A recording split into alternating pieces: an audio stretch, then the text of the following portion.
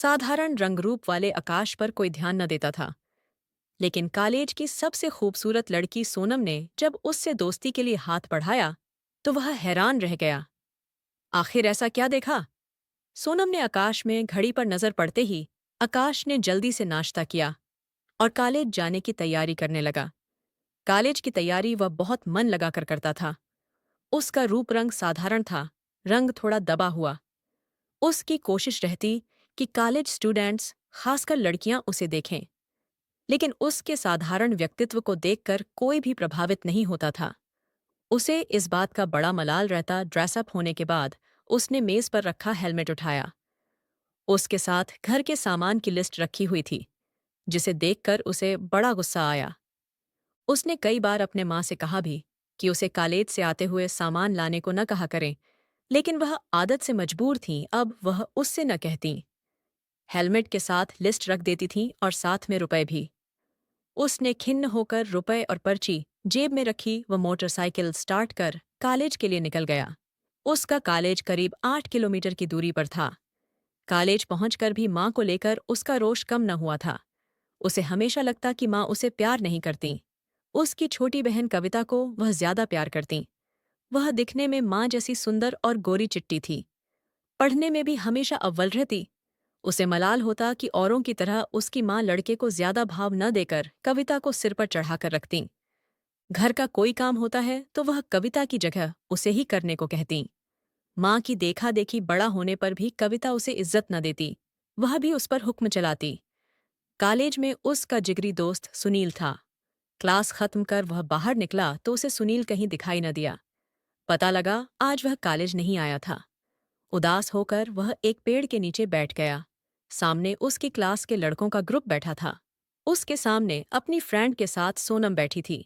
वे बीच बीच में एक दूसरे पर कमेंट पास कर रहे थे। सोनम क्लास की सबसे खूबसूरत लड़की थी। हर कोई उससे दोस्ती करना चाहता था। आकाश की भी उससे बात करने की इच्छा होती। अपने अंदर की कुंठा के कारण वह उससे बात करने में झिझक जाता। सोनम और उसकी फ्रेंड भी उसकी ओर कभी नजर उठाकर न देखते। आकाश दूर से उनकी चुहलबाजी देख रहा था। घड़ी पर नजर पड़ते ही आकाश क्लास की ओर बढ़ गया। कुछ देर बाद वे सब भी क्लास में चले गए। विशाल अपने दोस्त आयुष के साथ अभी भी वहीं बैठा था। चलो, क्लास में चलते हैं। छोड़ यार, मैं कॉलेज क्लास अटेंड करने नहीं, मस्ती करने आता हूँ। कौन सा मुझे पढ़ लिख कर नौकरी करनी है? तुम्हें न सही, मुझे तो करनी है। तुझे किसने रोका है? आराम से क्लास में जा, तब तक मैं इधर उधर कॉलेज में घूम रही खूबसूरत तितलियों के दीदार करता हूँ। तू जानता है, मैं तुझे छोड़कर नहीं जा सकता, इसीलिए ऐसी बात कह रहा है। अपनी खातिर न सही, मेरी खातिर क्लास में चल, वहां भी बहुत सारी रंगीन तितलियां हैं। न चाहते हुए भी विशाल उसके साथ क्लासरूम की ओर बढ़ गया। उसने सर की नजर बचाकर सोनम को कुछ इशारा किया और सबसे पीछे की बेंच पर जाकर बैठ गया। सोनम भी मुड़ कर उसे देख रही थी। आकाश सबसे पहले आकर क्लासरूम में बैठ गया था। उसका ध्यान पढ़ाई पर था। क्लास खत्म होते ही वह सीधे घर की ओर बढ़ गया। रास्ते में उसे मंडी से जरूरी सामान लेना था। माँ की सख्त हिदायत थी कि वहाँ सामान सस्ता मिलता है, इसीलिए वहीं से सामान लाया करो। वह अपनी स्थिति अच्छे ढंग से जानता था कि उसकी माँ सीमित साधन में घर चला रही थी। उसके कहने पर इतना ही बहुत था कि उन्होंने उसे मोटर बाइक दिला दी थी। इससे उन्हें भी आराम हो गया था और आकाश को भी, वरना उन्हें खुद टेम्पो से जाकर सामान लाना पड़ता। वह एक साथ घर का सामान लेकर आ जाती थीं। अब उसे बाइक दिलाकर वह हर काम उसी से करवाती। उस पर सामान लादने में उसे हिचक महसूस होती थी। उसे यही डर लगा रहता, ये यादी कि ताकि कहीं कॉलेज का कोई साथी उसे इस तरह न देख ले। एक मोटरसाइकिल ही थी जिसकी वजह से उसका थोड़ा सा मनोबल ऊंचा रहता था। शुक्र था कि किसी ने उसे देखा नहीं था। घर आकर उसने राहत की सांस ली। माँ पार्वती उसी का इंतजार कर रही थी। सारे रुपए खर्च हो गए, 500 बचे हैं। मुझे पेट्रोल के लिए चाहिए। ठीक है। आकाश ने माँ से ज्यादा बात नहीं की। वह उससे नाराज था। अक्सर जब भी वह सामान लाता, उस दिन वह माँ से ज्यादा बात न करता। उसका मूड उखड़ा रहता। यह बात पार्वती भी अच्छी तरह जानती थी। वह उसकी नाराजगी को ज्यादा भाव न देती। पार्वती ने चुपचाप सामान अंदर रखा और उसके लिए मेज पर खाना रख दिया। तभी कविता भी आ गई। ताई आ गई। उसे चुप देखकर वह बोली, क्या हुआ भैया, किसी से झगड़ा हो गया? चुपचाप खाना खा ले। आप मुझसे इस तरह बात क्यों करते हैं? कभी तो प्यार से बोल दिया करिए। माँ है ना तुमसे बात करने के लिए। तुम्हें क्या फर्क पड़ता है मैं तुमसे बात करूं या ना करूं? बहस बढ़ती देखकर पार्वती ने उसे चुप रहने का इशारा कर दिया। खाना खाकर वह अपने कमरे में आ गया और फोन पर सोहन से बात करने लगा। उसे घर पर जरूरी काम था, इसी वजह से आज कॉलेज नहीं आया था। दोस्त से बात कर उसका मूड कुछ हल्का हो गया था। उसे समझ नहीं आ रहा था कि वह अपनों के बीच और साथियों के बीच अपनी अच्छी इमेज कैसे बनाए। कोई उसे कुछ समझता ही नहीं था। घर पर माँ और कविता उसे ज्यादा भाव न देती और कॉलेज में सहपाठी एक सोहन ही था जो उसकी भावनाओं को समझता था। शायद इसलिए कि उसके पास बाइक थी और वह उसे अपने साथ कॉलेज लाता ले आइस की आइलट्स आताथाऊं ले जाता था। रात तक उसका मूड कुछ ठीक हो गया था। यह देखकर पार्वती ने 3 दिन तक उसे बाजार से कुछ लाने के लिए नहीं कहा। लेकिन ऐसा कब तक चलता? हफ्ते भर बाद उसने फिर उसे एक लिस्ट थमा दी। उसे देखकर आकाश का मूड फिर से खराब हो गया। कॉलेज पहुंचकर उसका जी कर रहा था कि वह उसे फाड़ कर फेंक दे। उसने लिस्ट लेकर उसकी फोटो खींची। दुकानदार के सामने वह लिस्ट लेकर अपने आप को किसी से कमतर नहीं दिखाना चाहता था। लिस्ट अभी उसके हाथ में थी। तभी हल्की हवा चली और लिस्ट उड़कर दूर चली गई। सामने से सोनम आ रही थी। उसने वह लिस्ट उठा ली। यह देखकर आकाश धक्क रह गया। उसे लगा इसे पढ़कर वह जरूर उसका मजाक उड़ाएगी। वह उसे लेकर उसके पास आई और बोली, ये लो तुम्हारी लिस्ट, थैंक यू। लगता है घर के काम की जिम्मेदारी तुम पर है। पापा बाहर नौकरी करते हैं, माँ की मदद करनी पड़ती है। यह तो बहुत अच्छी बात है। तुम्हें अपनी जिम्मेदारी का एहसास है। आजकल जवान होते ही युवा घर की ओर कोई ध्यान नहीं देते। आकाश को इसी बहाने सोनम से बात करने का मौका मिल गया था। वह अपने बारे में उसे ज्यादा से ज्यादा बताना चाहता था। माँ और छोटी बहन की जिम्मेदारी मुझ पर है, इसीलिए उनके काम में हाथ बंटाता हूँ। मुझे यह जानकर अच्छा लगा, सोनम बोली और लिस्ट उसे थमाकर आगे बढ़ गई। सोनम सपने में भी नहीं सोच सकता था कि कागज का यह छोटा सा टुकड़ा वह काम कर देगा जो वह पिछले 1 साल से नहीं कर पाया था। उसने उसे चूम लिया और फिर संभाल कर अपनी जेब में रख लिया। अभी क्लास में 10 मिनट का समय था। तब तक सोहन भी वहां आ गया। आज बड़े खुश दिखाई दे रहे हो। पहली बार कॉलेज कैंपस में तुम्हारे चेहरे पर इतनी चमक देख रहा हूं। बात ही कुछ ऐसी है, कहकर उसने अभी कुछ देर पहले की घटना सुना दी। सोनम एक अच्छी लड़की है। वह जानती है किसके साथ कैसी बात करनी है। मैं समझता था वह विशाल जैसे लड़कों का साथ पसंद करती है। आज उसने मेरे साथ बहुत अच्छे ढंग से बात की। मैं कभी इसकी कल्पना भी नहीं कर सकता था। टाइम हो गया। बातें बाद में भी हो जाएंगी। क्लास में चलते हैं।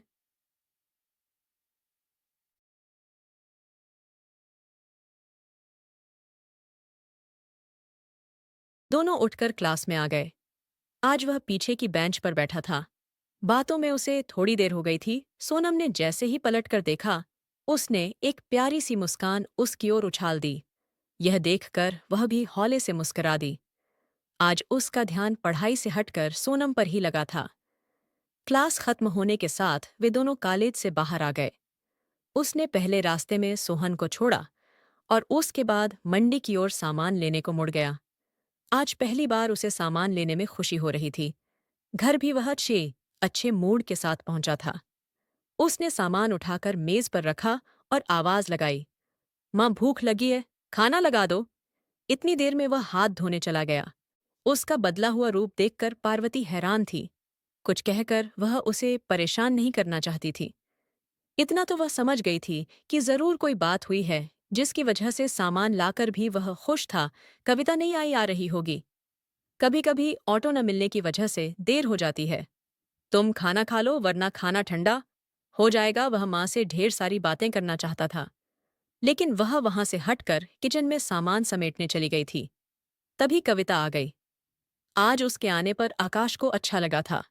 खाना खाते हुए वह बोला, तेरी पढ़ाई कैसी चल रही है? आज आपको मेरी पढ़ाई की कैसे याद आ गई? तुम पढ़ाई में अच्छी हो, इसीलिए जानना चाहता था।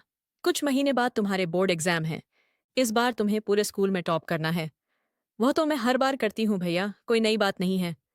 मैं तो मेहनत करके भी अच्छे नंबर नहीं ला पाता। एक तुम ही हो जिस पर सबकी उम्मीदें टिकी हैं। ऐसा नहीं सोचते भैया, आप मेहनती हैं। मेहनत की बदौलत जरूर कुछ कर लेंगे और तुम पढ़ाई की बदौलत एक दिन बहुत बड़ी शख्सियत बनोगी। दोनों भाई बहनों को इस तरह हंसते हुए बात करते देख पार्वती को अच्छा लग रहा था, वरना तो कविता को देखकर उसका मूड खराब हो जाता था। खाना खाकर वह अपने कमरे में आ गया था। वह अभी तक कविता के ख्यालों में खोया हुआ था।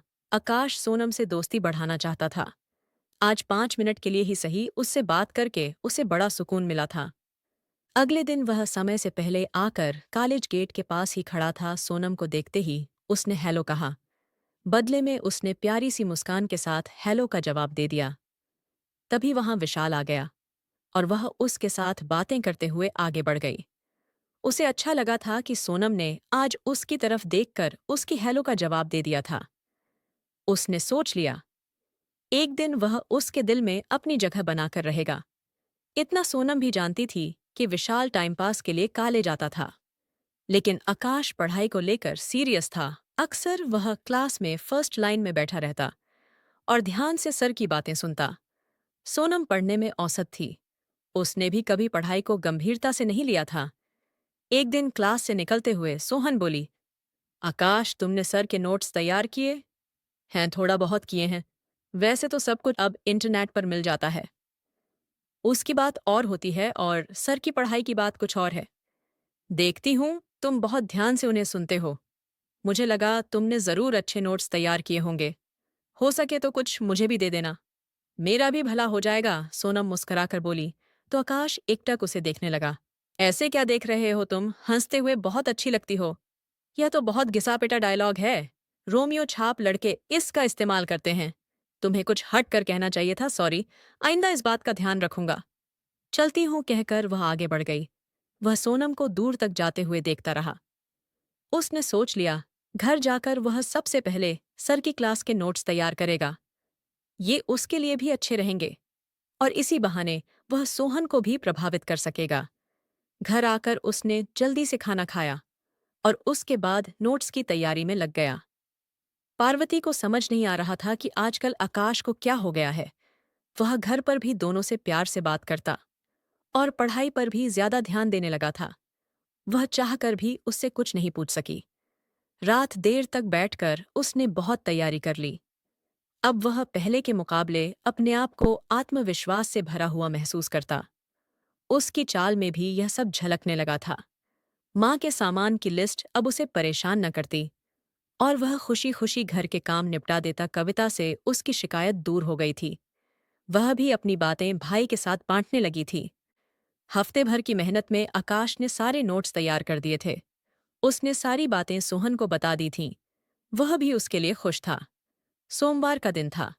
उसने आज सोनम को नोट्स देने के बारे में सोच लिया था। वह क्लास के बाहर उसका इंतजार कर रहा था। कॉलेज से निकलते हुए पहले सोनम को विशाल ने रोक लिया। उसकी बातों से निबटकर वह आगे बढ़ी। आकाश को सामने देखकर उसने पूछा, किसी का इंतजार कर रहे हो? तुम्हारा कर रहा था। मैंने सर के सारे नोट्स तैयार कर लिए हैं, थैंक यू। तुमने मेरी बहुत बड़ी मुश्किल हल कर दी। उनका पढ़ाया हुआ मुझे बिल्कुल भी समझ नहीं आता। मैं इस विषय में हमेशा पिछड़ जाती हूँ, बुरा मत मानना। सोनम, नोट्स देने से पहले मेरी एक शर्त है। मैंने ये नोट्स बहुत मेहनत से तैयार किए हैं, केवल अपने और तुम्हारे लिए। प्लीज इन्हें किसी और को मत देना। उन्हें भी मेहनत करनी आनी चाहिए। तुम ठीक कहते हो। मेहनत तो मुझे भी करनी चाहिए थी, लेकिन मैं इस काम में दिल नहीं लगा पाती। मैं तुम्हारी बात का ख्याल रखूंगी। सोनम बोली तो आकाश ने उसे नोट्स थमा दिए। वैसे मैं इन्हें मेल पर भी भेज सकता था, लेकिन हार्ड कॉपी में पढ़ने में आसानी रहती है। संभाल कर रखना। चिंता मत करो, मैं इनकी परवाह अपने से भी ज्यादा करूंगी। तुम्हें चिंता करने की जरूरत नहीं है। जानती हूँ इस काम में बहुत मेहनत लगती है। मेरे लिए कोई और काम हो तो बेझिझक कहना है ना। एक काम, तुमने इतनी मेहनत की है तो कम से कम एक कप कॉफी तो साथ पी सकते हैं। चिंता मत करो, तुम्हें बिल भरने को नहीं कहूंगी। ये काम मुझे करना है।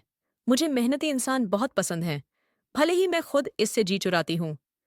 तुम्हें मेरे साथ बाइक पर चलने में कोई झिझक तो नहीं? झिझक कैसी? अब हम तुम दोस्त हैं। यह सुनकर आकाश की खुशी का ठिकाना न रहा। उसने बाइक पर किक मारी। बाइक पर बैठकर सोनम ने उसके कंधे पर हाथ रख दिया। उसका स्पर्श पाकर उसे लगा जैसे वह धरती पर नहीं, आकाश की सैर कर रहा है। उसके ख्वाबों को पंख लग गए थे। आज उसकी दिली तमन्ना पूरी हो गई थी। कुछ दूर आकर सोनम बोली, सामने वाले रेस्टोरेंट की कॉफी बहुत अच्छी होती है, चलो वहीं चलते हैं। अनचाहते हुए भी आकाश ने बाइक की स्पीड कम की और उस ओर मुड़ गया। वह उसके साथ और कुछ देर बाइक पर घूमना चाहता था।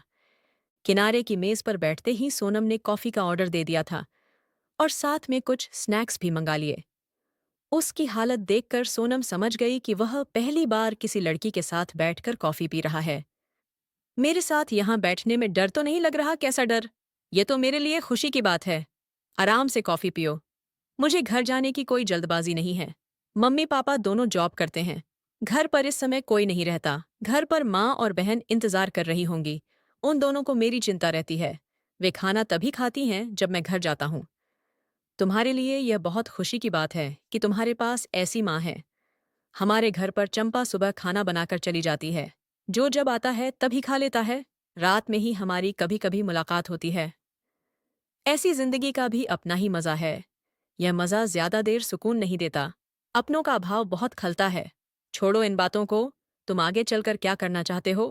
पहले ग्रेजुएशन पूरी करूंगा, फिर कंपटीशन की तैयारी। देखो समय कहाँ ले जाता है। तुमने क्या सोचा मेरे पापा का बिजनेस है? सोचती हूँ वही ज्वाइन कर लूंगी। मुझे कुछ और करना होता तो आर्ट्स न लेती। इसमें क्या बुराई है? विषय तो सभी एक जैसे होते हैं। सबकी अपनी अहमियत है। तुम्हारी बात में दम है, लेकिन आजकल यही समझ जाता है जो पढ़ने में होशियार है वह साइंस कॉमर्स लेकर चलता है। बाकी सब्जेक्ट तो मात्र डिग्री लेने के लिए होते हैं। ऐसा नहीं है। मेहनत तो सभी में करनी होती है। पढ़ाई लिखाई छोड़कर कुछ और बात करो। क्या करूं? समझ नहीं आता। मैं एक साधारण लड़का हूं। आज से पहले किसी लड़की के साथ ऐसे बात नहीं की। आंटी ने तुम्हें बहुत अच्छे संस्कार दिए हैं। छोटी उम्र में ही तुम्हें जिम्मेदार बना दिया। इसके आगे रूप रंग माने नहीं रखता। सोनम बोली। कॉफी खत्म हो चुकी थी। आकाश ने सोनम को उसके घर छोड़ दिया था।